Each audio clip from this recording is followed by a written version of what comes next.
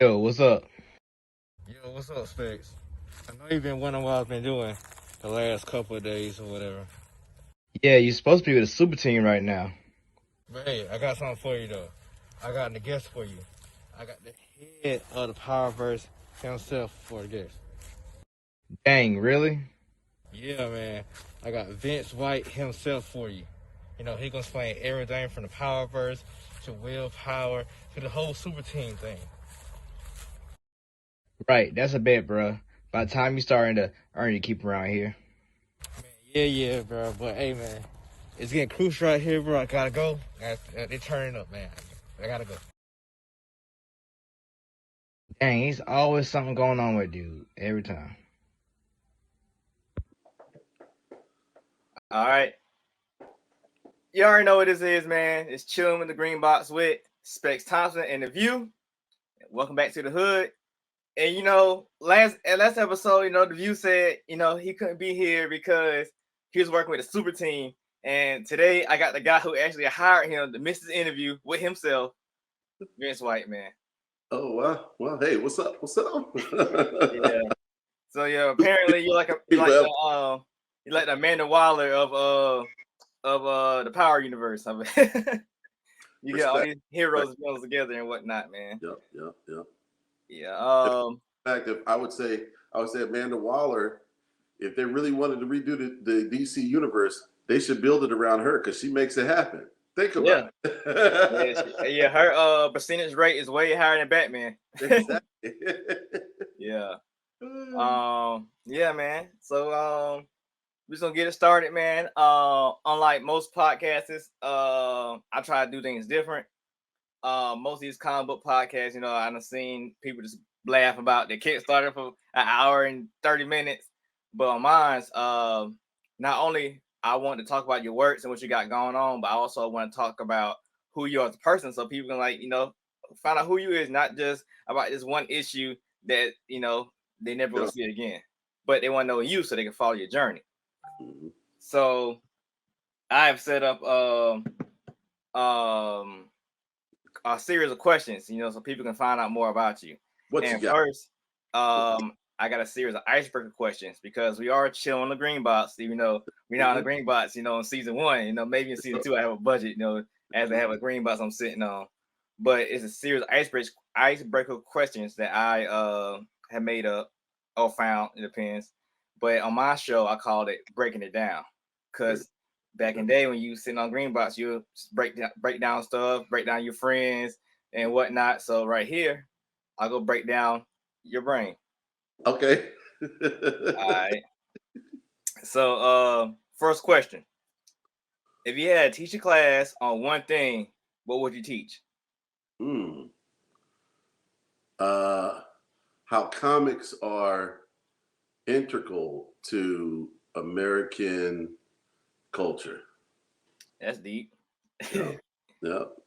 Deep. In fact, to go into that, we kind of created comics. That's an American invention, and it's a form of short storytelling that the masses could read in comics and newspapers and so forth. And when we collected them into a big codex, we called it a comic book. But I always say this thing is something I call American fantasy. Mm-hmm. You got every culture has like a certain fantasy, right? You got the Irish have leprechauns. The England has the Knights of the Round Table. Japan and China have like the Shogun, the ninja, and dragons, and those fantasies are like representative of the culture. Mm-hmm. Like the Shogun, the discipline and the honor that the East and the Orient took, right? Yeah. The leprechauns, the feistiness and the trickery and the ingenuity of the Irish, right? Yeah. And so our fantasy. What's American fantasy? American fantasy, we don't have leprechauns, we don't have elves, we have the superhero. Okay, so I want to throw a wrench in that real quick. So, yes, we had a superheroes, but would you say the Western, I guess, American and I throw Mexico and that as well. Would you say it's more cowboyish or gangsterish? Is that more our fantasy? Yeah, but you get closer to when you say gangsterish, because like I said, our fantasies are reflections of our society, right? Mm-hmm. And so in the Americas, whether it's true or not, we always say one man can make a difference. One man can make a difference. He can pull himself up by his bootstraps and make a difference.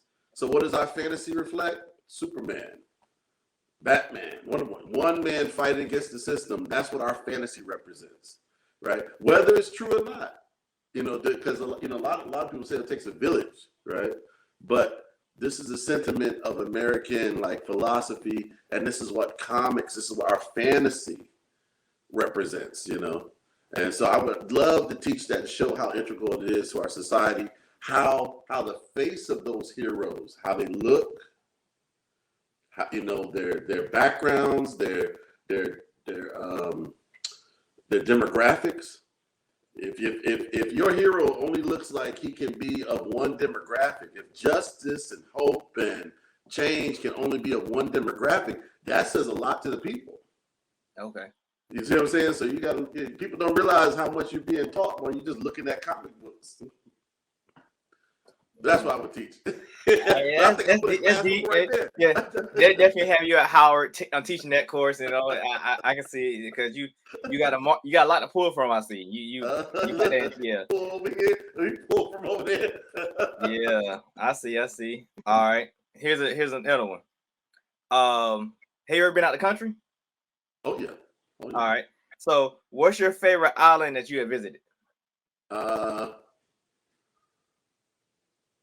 It's a toss-up between Jamaica and not really an island, but Cabo San Lucas in Mexico. I've been over there, and it's beautiful. I went underwater spelunking. Oh, this is where I was a little different. A little more like them superheroes. But yeah, it's just like underwater cave diving. Oh, and the water down in Mexico, man, it's so clear. Yeah. So you're like down, let's say you're down in the water 3 or 4 stories, and you look up and you can see the surface of the ocean, and it's so clear. You see all the fish around you, clear. It's not muddy water. It's not dirty. And then you go down into a cave, following some line. You got your oxygen mask on and so forth, and it's just beautiful. See all the coral and everything. It's just beautiful. But Jamaica, man, for its skies, dude. Jamaica has just beautiful skies. There's no light pollution. There's no cloud pollution. You can just see the stars at night. It's just beautiful. That's what's up. I haven't been out of the country yet. I kind of crossed the border in Detroit. Trying to drive around, and the Canadian border people got me, so I kind of went out of country, but they turned me around. But they got you. Yeah, but people talk about the Mexican border. I've been to that one too, but the Canadian border is pretty scary. Wow. The Mexican border had people with t-shirts and basketball shorts on. Wow. The Canadian border had SWAT team, full armor, machine guns ready. They knocked somebody off. That's I didn't think about Canada being like that. Yeah, it's a little bit different. So, shoot. That's what's up. My last question for breaking you down is going to be, what ice cream flavor sums up your personality? Oh, my personality. I can tell you the vanilla and like fudge swirl is one of my favorites. I don't know if it's my personality, but my personality, if they made Saturday morning cereal ice cream, that would be my personality. I think they're getting close to that because they got Little Debbie ice cream out right now. Oh, they got Little Debbie ice cream out? You missed that? I missed that, bro. So all the Little Debbie cakes, like the Swiss rolls, the zebra cakes, the shortcakes, the oatmeal pies, all that. They had their own little pint of ice cream. What? Oh, they're just trying to hand out diabetes. Right? Yeah. The fudge rolls, all that, yeah. man. You missed that. It might still be at Walmart, but I think it was like a short run. But yeah, you missed that one. The Honey Bun had one too. Honey Bun. Look, I need some Lucky Charms. Look, what's your favorite cereal, man? I want to say Captain Crunch, but Cinnamon Toast Crunch, man, you know, hitting home pretty. But Captain Crunch, man, I can eat all the Captain Crunch, but the Oops All Berries. That sucker tear the roof of your mouth out too, boy. But hey, I got 30 years in the game, man. I got it. You built up a tolerance. Yeah. Like if I had gums, you know, if you're hard, I could chew potato chips. Yeah, no problem. Fried chicken hard, you know. But yeah, that was on breaking you down, man. Hopefully people got a good sense of who you is from my questions and whatnot. Mm-hmm. So here I finna dive into your back issues.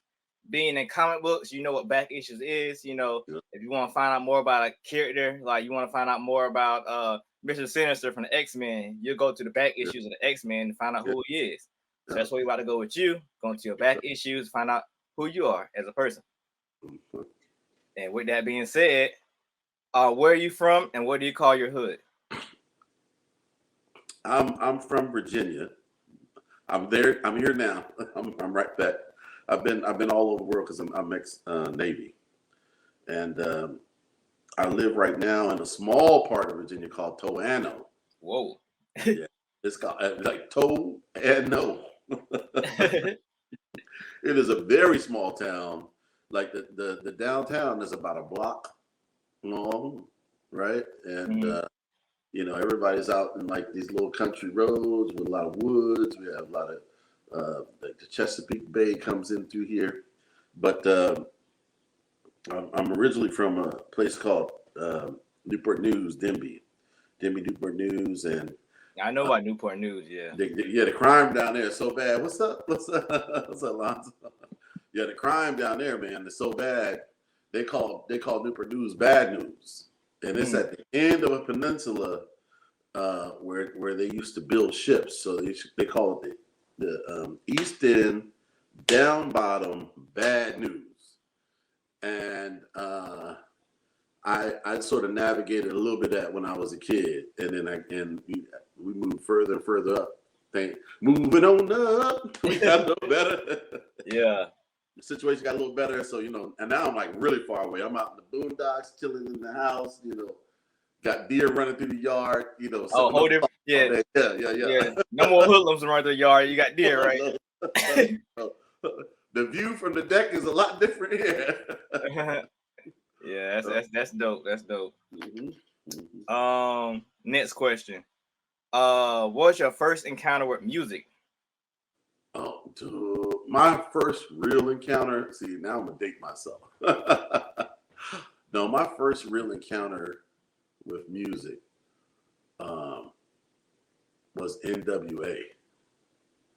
And I remember because I was in a military school as a kid, and I was sent there because I wasn't a thug. You tiptoeing on though. You was a NWA, huh? Yeah, that's it. You was an NWA. I wasn't a thug. I wasn't a thug, but I was the guy from out of town that was going to this school that the main leader of the gangs. We had gangs down here, and the main leader of the gang girlfriend liked me. Oh, no, so you wasn't NWA. You was part of the Wood. Yeah, you seen that movie, right? Yeah. And literally, blood cuz. I just caught flack every day, and trying to fight my way out. My mother was like, "No, we gotta send you to a military school." And so I was at military school, and I heard freaking the first album from NWA, and I played that tape over and over again, and I was just amazed that these brothers and their lyrics and how they were just counterculture to everything. I mean, that was the birth sort of gangster rap. I mean, no one had heard anything like it. You know what I mean? No, everything else was hip hop. It changed it, but it's been manipulated, as you know. Yeah, it's been manipulated. You know, that gangster rap was almost like it was like a protest rap. It wasn't gangster rap, and it just woke up so many people. You saw people from every background connect with NWA. mm-hmm. Yeah, but yeah, that would be my first thing. You know. That's dope. That's dope. You were surprised. Like, your brother went back. NW, what? Who was that? I mean, you never know. Shoot, you never know. Hey, these interviews I've been doing been surprising me, so I don't I don't expect anything anymore. It was Lil Yachty. Okay. Yeah. He's dope. All right. So, what was your first comic book or comic related TV show you experienced? Oh man, I grew up in the age where we had Saturday morning cartoons, bro. We had the straight dope, as they used to say back in the day. You know, you could read comics, but if you were too young to read comics, you could watch Saturday morning cartoons. And they had everything from, oh my man, come on. Thundercats. Thundercats. Oh, right? Come on. I mean, we had G.I. Joe. Freaking Mask, Mobile Armored Strike Command. Those were amazing. But my first comic was, my brother used to keep comics underneath his bed. And we had a bunk bed. I was on top. I was the little brother. He was my older brother. He had this shoebox of comics, man. And he had Dracula. This is how far back this was. He had Dracula. He had Iron Man. He had Master Kung Fu, and I remember opening up those pages. I had dyslexia, so it was really hard for me to read. They didn't diagnose it until I was probably like 10 or so. But looking at the pages and seeing all these heroes and all these brightly colored characters, I wanted to read. Where every time I got like a school assignment, right, and we're looking at the book is you need to read chapters 4 to 12. And you look at these huge paragraphs of text and you have dyslexia as well. You're like, oh man, you're just suddenly just overwhelmed by, this is too much for me to read. Mm-hmm. But in comics, the words are broken down in small bubbles. And I would sit there and try to read the Kung Fu and Iron Man. I would have to say Iron Man is my favorite character because of that. And I made a character called Willpower. The book is called The Legend of Willpower. And I just started doing it. It was like black and white. And I started to push it through schools. This is how I initially got into comics. Because I was saying that comics are better for reluctant readers because of that. Because of my first experience with comics. Comics are great for reluctant readers. They might not want to read about Moby Dick, but they'll make a book report about Captain America or Iron Man. And that same was true with me. And that's how I got into reading, because of the comics my brother had underneath his bunk bed. And when he catch me, he put me in a headlock and just right. Yeah, that's cool, man. That's cool. So since you was reading that, so it goes to my next question. When did you find out that you're a blurred? Yeah, that's a good question. I think back in the day, there was a blurred line. There was a blurred line for blurs, because a lot of black culture, we would watch Kung Fu movies on Sundays. We watch cartoons on Saturdays, Kung Fu movies on Sundays, and all the brothers would watch them. All the brothers. And if you're watching Kung Fu and you're seeing guys jump around from trees, and they're on wires, it's old school Kung Fu, right? Old school Kung Fu.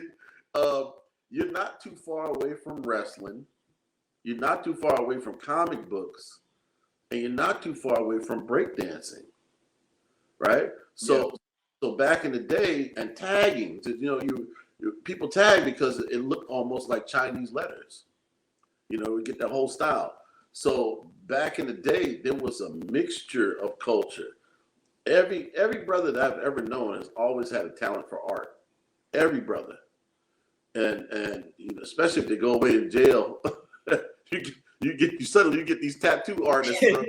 They come out of nowhere. They were like, "Yo, I've never tattooed in my life, but I got 20 years," and they can make a work of art on, you know, your cousin come back. Let me show you this tattoo to cover this whole back. You know, so I think we grew up as blurbs. We grew up as blurbs. They were on our TV shows. All the black actors, kid actors had comic books. We were all nerds back then. You know? I ain't gonna tell you these years, but yeah, we were. I don't know. You talking about old school kung fu? You know, you kind of date yourself with that. But no, but I don't know if it was my interviews, but I know I was talking to somebody else that it had to be somewhere else, that black people, mostly people under my age, are gravitating more to anime, right? Yeah. So I connected that to back when I was young, was watching a lot of kung fu, like you just said. Mm-hmm. So it's just the same thing. Instead of being, you know, live action, is now hand drawn. But it's typically black people always been focused on that type of stuff. Mm-hmm. We've been watching Bruce Lee, Jet Li, you know, all that Ip Man, all that stuff. But now look up a dude named Joe Kelly. Sounds familiar. Yeah, he's a black martial artist. He was as big as Michael J. Bruce Lee back in the day. Oh, okay. Yeah. All right. So you know that's it for your back issues. Now we're gonna go into your hotkeys. Hotkeys are a blended term. You know, in the music world, you know, a DJ will use the hotkeys to go to a certain song during the night, or a certain point in the song that it hits hard, you know, right when he needs to. Also in comic books, the hotkeys are certain issues, you know, you want to have. It could have misprint. It could have a certain band panel that's later on they got reprinted, or just a issue you love, like you said, the Iron Man. So we can dive into your hotkeys. And it would be like the things that I would like, my go-tos, basically. Well, different. It's certain questions, you know, that you want people to know about. Oh, you about to go into it? Okay. Yeah. So the first one is, what is the difference between Willpower Comics and the Powerverse? Willpower is the seminal point of the Powerverse. Willpower is a story about a teenage football player whose father creates this machine called the matter density converter, and it can change the density of matter. And it's sabotage, it explodes. The wave shoots up into the atmosphere. It changes the density of all matter. It lessens the density of all matter by like 1,000%. But as it's exploding and this density wave is arcing through the world, his father pushes him into the stasis chamber that protects him. And when he comes out, he's normal. He was never affected by the density conversion. He has normal density. But the rest of the world is 1,000 times less dense. So therefore, the walls and cars and everything are just lighter to him. He can look through material like X-ray vision because it's thinner matter to him. The gravity is thinner, so he can move faster. He can jump further. And it's not that he got powers. It's that the universe got weak. And it's happened to all of us, but we don't realize it because it happened to all of us at the same ratio. So the walls are still hard for you and I because we were reduced at the same ratio, but for him it's not. How willpower becomes the impetus for the Powerverse is we realized that matter density wave not only affected his universe, but it went out through the entire indie universe, and it broke down all the barriers between all the realities of every indie comic universe, uniting all of the comic universes into one great, I'm coining this word right now, Polyverse. And that's what the Powerverse is. It's a collective of every indie comic universe out there in the world. And it allows for these characters to have their own independent universes and their own independent creations and cosmology stories and origin stories, but yet also, if they want to, recognize other characters and cross over. So that's the difference between Willpower and the Powerverse. Okay, dope. You're like, okay, that was too. in this comic book world universe that you created, right? Are you the writer, artist, or just the creator? I do all. I write, I draw, I letter, I do logo design. In fact, you got a really nice logo for this podcast, man. That thing is. Oh amazing. You got that for me. Then you slapped a couple of these down for me too. Oh yeah, that's. Yeah. Yeah, Indie Day. Yeah, so yeah. In fact, I've touched when I initially started the Powerverse. We brought in I don't know, man. 19, 20 titles, and I crafted their logos, talked to them about their storylines. Now that iteration has folded, and these people have gone off to their individual ventures. But you can see my logo work and just cover work on a multitude of comics. They're everywhere. I was trying to bring a higher standard to indie comics because my background is in graphic design. I was trying to make sure that branding was correct. Things looked mainstream. Lettering was important. A lot of indie comics didn't have great lettering. They just threw whatever on. They would spend money on artwork and have the crappiest letters, and not realizing that downgrades your comic like to the nth degree.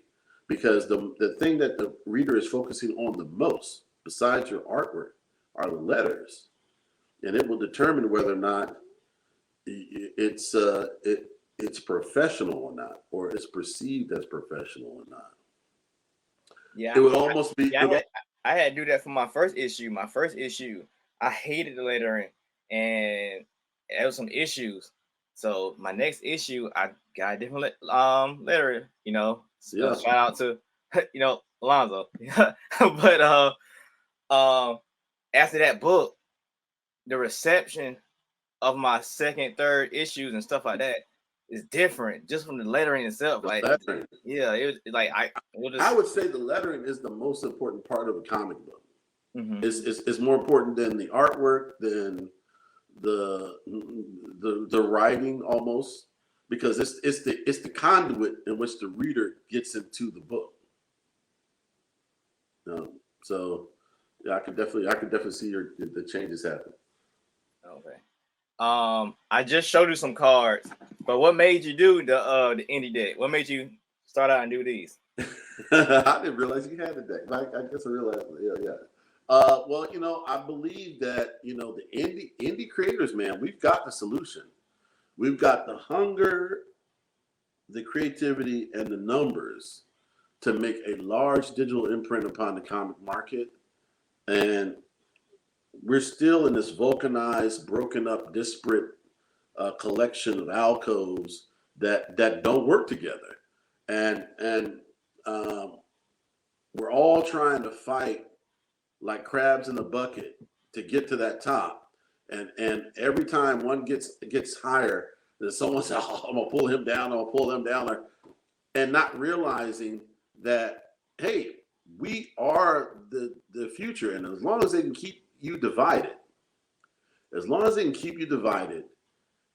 and let maybe one or two of you make it to some semblance of success, you might be quelled. You're going to be quelled, and even when you get to that level of success, you're still put down. And so my whole goal with the Powerverse, and it's always been this, is to accentuate and to rise indie creators up and lift them up. If you got a book, if you don't have a book, so I always create vehicles that do that. My comics, hey, you can get to my comic, You can put your character in there. Do you have a book? Man, I've never created a book in my life. They'll send me, well, how does your character look? I'll get pictures of characters drawn on lined notebook paper. I'll turn that character into an actual character in the book. You know what I'm saying? Hey. Guys like, oh my God. And whether he continues with that or not, right? Continues with it or not, one of his life's goals was achieved. You know what I'm saying? On his bucket list, hey, I got one of my characters published, right? And so Indie Deck, man, I was like, dude, how can you showcase these creators and their characters and also create one metric of power reading so you can honestly see how the characters all match up, because all the creators use the same power parameters, right? You had to fill out how strong is the view, how strong is this, right? And you picked it. Nobody else picked it, right? So if you said he was fast as a car, and this guy says, hey, my guy can fly around the earth faster, then that's just how it is, right? There is no, Superman will beat Batman or whatever, you know? So that's what that Indie Deck was for. It was to showcase and to give us our own collectibles, you know, our own tops, you know? Yeah, that was a great idea. I didn't know you was taking people who didn't have a comic book and making their own characters into the cards. That was real thoughtful. That was real thoughtful. Yeah. All right, now I'm finna talk about this super team that you got the View, you know, helping out right now. What is the super team? Okay, so super team is so back in 2017, I created I came out with the Powerverse. It was really the willpower. I'm going to try to pull this up. I want to see if I can find something that I wrote about it. But willpower realized he was in a polyverse of multiple dimes. I call them dimes. So your reality is a dime. This guy's reality is a dime. This person, let me just say, so like there's certain independent creators, Starcross Comics, they're a dime. Constant Hustle, they're a dime. What's the name of your universe for the View? I'm calling it Georgiaverse. Okay, so you got Georgiaverse. That's a dime. So what they realize is that they're dimes, different universes that can come under attack. So what they were trying to create was a multiversal Avengers. And so they created this thing called the Powers That Be. And because Willpower was the densest character in the polyverse, because it all had been thinned, they knew that if something threatened your dime and they came into it, they're actually entering into your time stream. And if they take out a bad guy, the moment they leave, time can be so stubborn that it wants to come back and change it back to the way it was. So they will bring Will as an anchoring point, that he was so dense that time itself cannot ignore his presence there and his correction. So they created this thing called the Powers That Be. It came out in 2017, and we brought in tons of characters, tons of titles, and it fell apart. I took a lot of grief over it, and I was really depressed. I took like a year or so to overcome it. And Super Team is taking what happened and it's turning it into an allegory, and it's explaining what happened to that universe, why it suddenly stopped publishing, what happened to those titles, and what happened to those characters. And it's wrapped up in a very fast-paced, interesting, expansive storyline called Super Team. And it may also be, or maybe it may not, be the rebirth of the Powerverse itself, Powerverse Prime itself. We don't know how it's going to end up. But that's what Super Team is about. And the characters of Super Team are comprised of heroes from other creators, all the creators you saw down there, they're the dimes that are left that we know. So we just took the heroes that we could find, and they formed this team to try and see if they can bring back the dimes that disappeared and vanished. As you see, like a company vanished. Yeah. Okay. Hey. So we're on issue 2 right now. Our issue 1 has already come out. Issue 1 came out. We released a book that explains our universe called Genesis. It's free. If you pledge to this campaign, you'll get issue 1.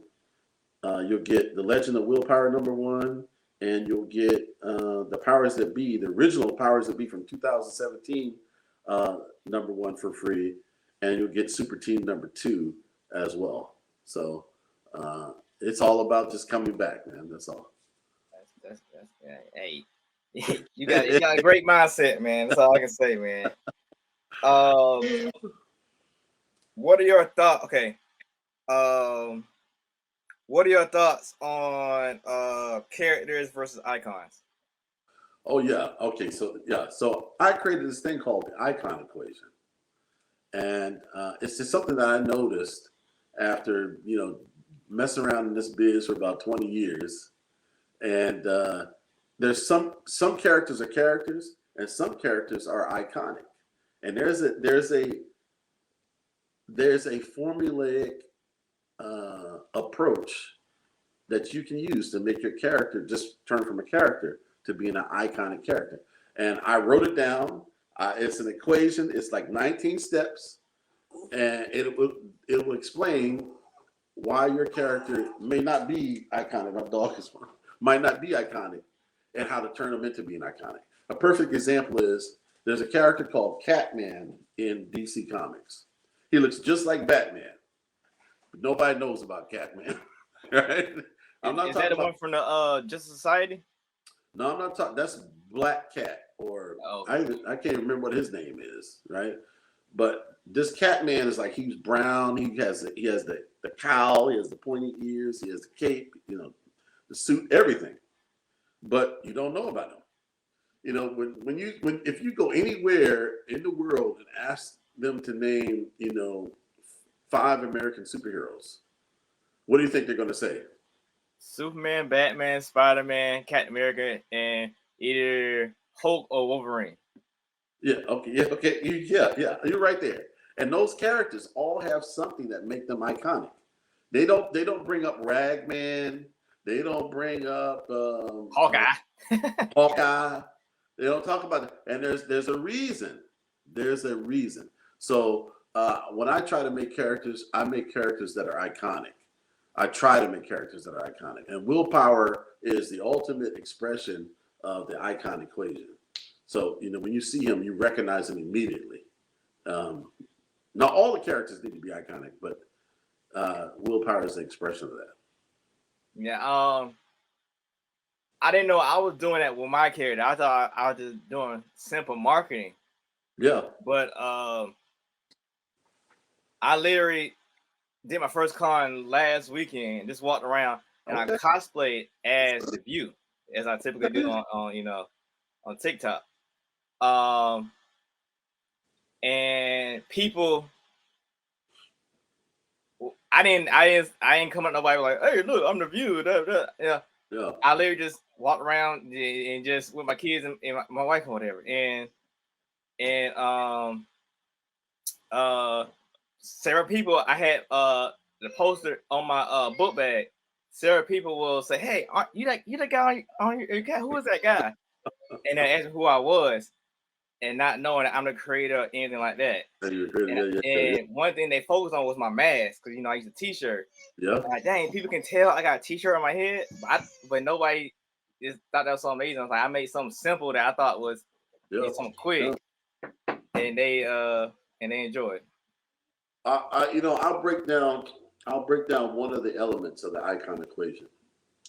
One is, it's called, I know we're going long. I'm so sorry, brother. One is called the icon of, and that is, what is your character the icon of?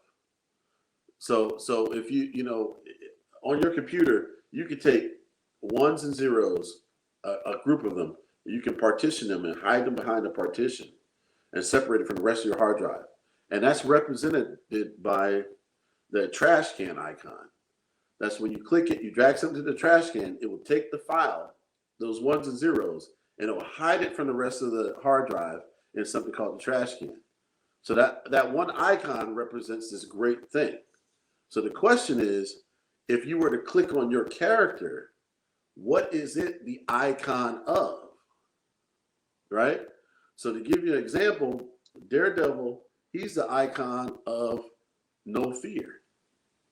If you click on him, everything that should come out would be no fear. You would see Matt Murdock walking down the street with his secretary. She has files and explaining cases to him, and he's in his regular suit and tie with his glasses and his cane, and he's just tapping. They come to an intersection. It's a red light. They shouldn't walk. He just walks out, crosses the crosswalk. All the cars screech and stop. And he walks to the other side. He turns around to his secretary and says, who's looking all frazzled, because she's afraid. She's just watched him almost get hit. And he says, aren't you coming? Because he's the icon of fearlessness. And once you understand what your character is the icon of, everything you write will be just more and more of that character. Superman's the icon of hope. Batman is the icon of vengeance. What is the View the icon of? What is this character the icon of? And once you're able to understand that, he will become more and more iconic. That's what I mean. All right, my daughter's trying to break in my office, though. But all right. But no, it's good. I still got some questions. It's cool. She can fight her way through. So yeah, that was the hotkeys, man. You had some great hotkeys. You know, you're really in depth with a whole bunch of them, man. Surprised me and whatnot. But this is the you even took some of my questions and answered them yourself. So that's wow as well. But coming to it's end of the show. Another segment I got. These are more like if you was winning a Nobel Prize or something like that type of questions. I call these questions digging the crates. Just like the previous segment, this is a double turn. In music, you'll dig in the crates to find that good CD, that good vinyl, you know, that bring you back or it means a lot to you. And the same thing with the comic books. You'll dig in the crates and find some classic ones like you saying Master of Kung Fu. Like people don't talk about that. You got to dig in the crates to get that. So on this, I'm going to ask you two questions, two deep questions. You probably going to take 45 minutes on it because how deep you've been so far. But my first question, if you had to draw a mural at a National Art Museum to represent you or somebody else to do some artwork to represent you and all your works, what would it be? Okay. Yeah, I would probably draw myself, Dwayne McDuffie, Dennis Collins, Mr. Baker, Michael Davis, and a whole host of the artists that started Milestone,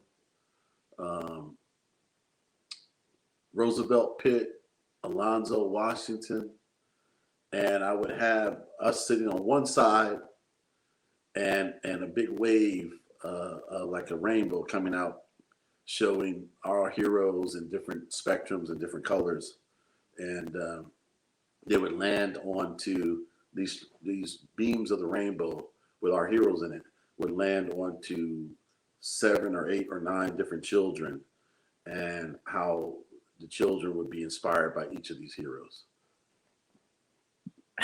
That's a great image.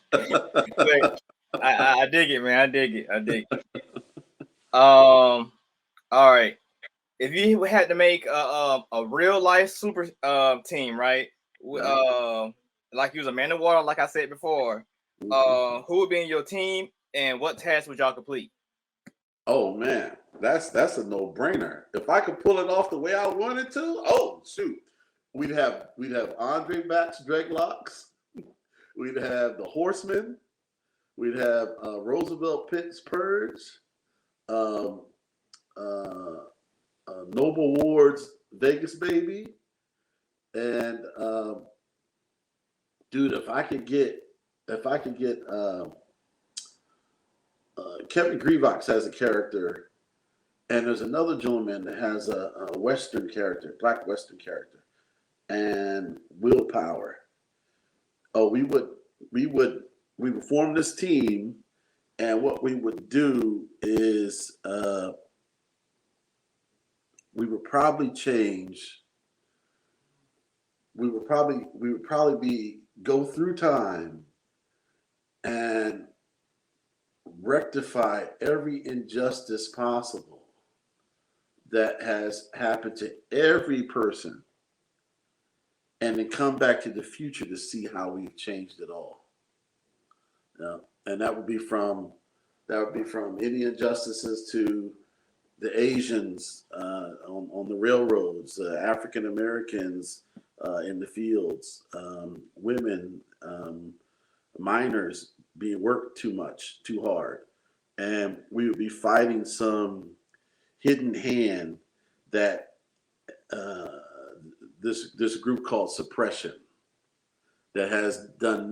They look at time from the outside of time, and their whole goal is to suppress any people of outside their own phenotype. And once we defeat suppression, we'll come back to the future to see the world that we built. That's what I would do. Hey, as long as y'all get affected by the time stream, the aging process, hey, y'all be doing it for a long time. Man. That's a long time, brother. Yeah. But hey, that's dope concept, man. I see a lot of people tuning in last minute. So like, hey, y'all want to listen to the interview? It's gonna be out soon. Give it a couple of days. But in the meantime, Vince, let everybody know where they can find you at and keep up with you and all that. Go to the Powerverse.com, but check out the Indiegogo right now, Super Team. We need your love. Look, I give out a lot of love. I don't get a lot of love back. So this is the time I'm asking for some love back. Indiegogo Super Team Issue 2. We're trying to put out good vibes, make things happen.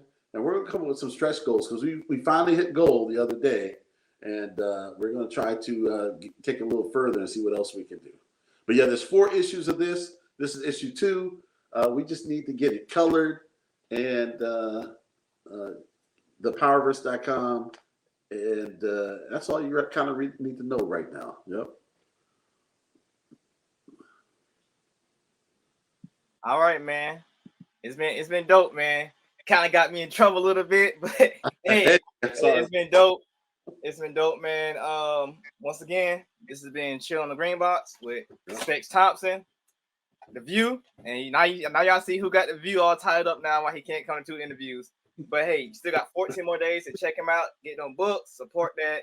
If you're a creator, try to get your own character inside his book because he's doing dope things and he's really supported indie creators. And we're out. We're out.